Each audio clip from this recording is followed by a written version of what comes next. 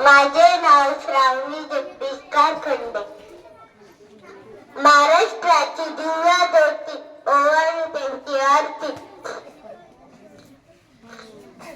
नमन माझे सावित्री, आज आहे त्यांची जयंती. सर्वांना माझा नमस्कार. माझे नाव श्रावणी जगदीश कारखंडे. आज 3 जानेवारी क्रांती ज्योती सावित्रीबाई फुले यांची जयंती. सावित्रीबाई फुले या भारताच्या पहिल्या महिला शिक्षिका होत्या.